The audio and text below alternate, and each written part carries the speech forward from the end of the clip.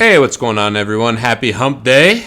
It is a fun Wednesday because we have, of course, another PGA tournament to look at. So I'm Peter Jennings. I go by CSURAM88 across the daily fantasy industry, and I'm doing another model breakdown for this week's Wells Fargo Championship. Certainly going to be a fun tournament, and hopeful that we'll have some good weather this week instead of what we saw last week. So I'm going to go through my model here, and we can kind of look at what I have weighted and some of the guys that are popping because of the model that I set up, and I'll give some opinions on the players that are ranking well and potentially some of the guys who are ranking poorly as well, too.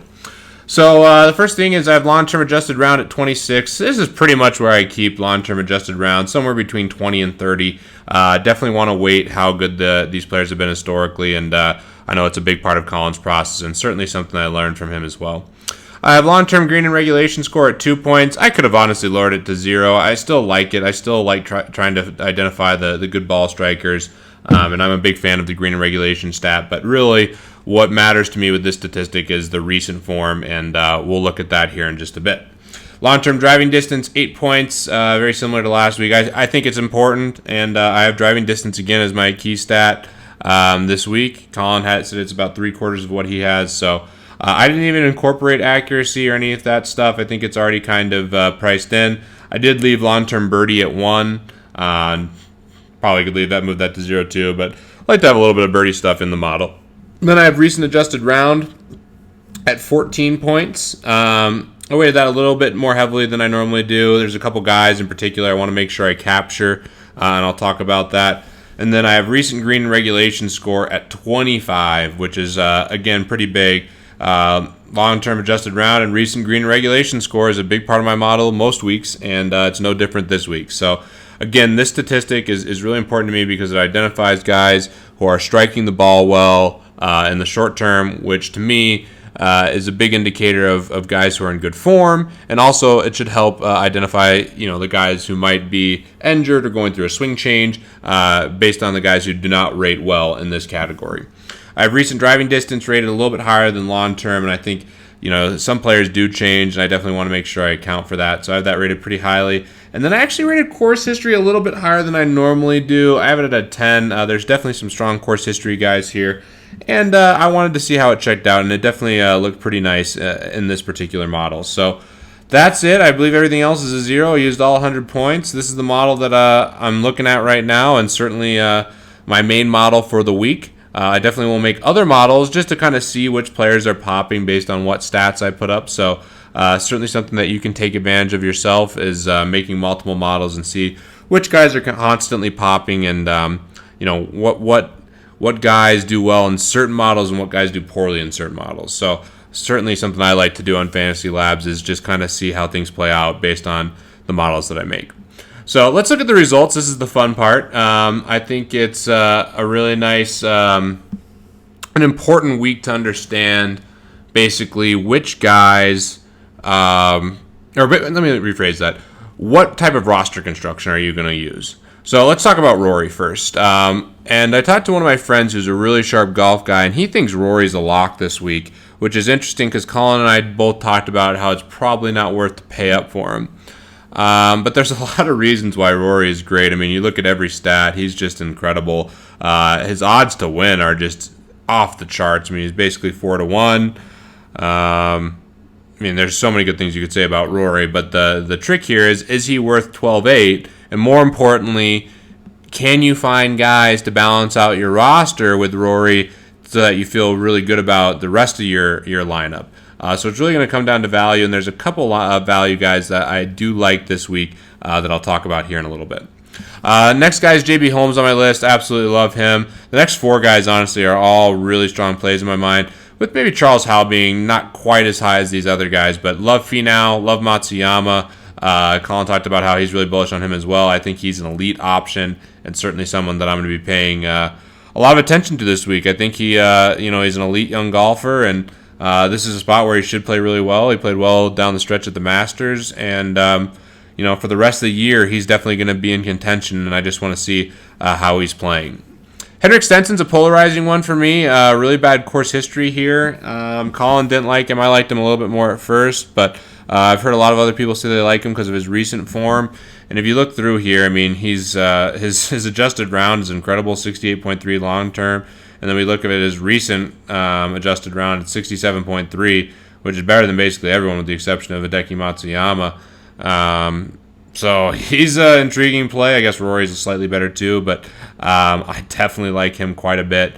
And I think he's a guy that probably won't end up my cash game teams, but someone I'll probably sprinkle in some tournaments. The course history is a slight concern for me with Stenson.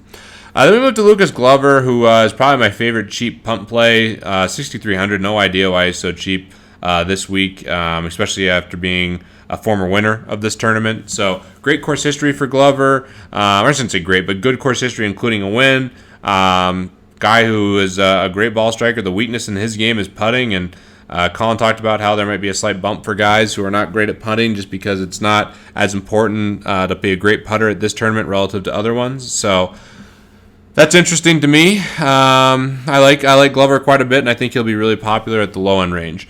Justin Rose burned everyone last week, including me. Probably going to fade him this week in general.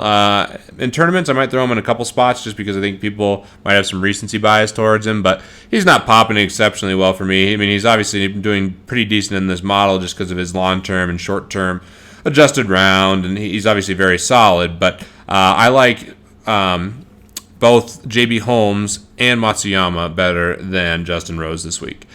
Moving a little bit farther down, Daniel Berger's popping really well. I think he's a really interesting play. Patrick Rogers is popping really well. Jamie Lovemark's going to be really popular. I like him a ton. Brendan Steele, Luke List.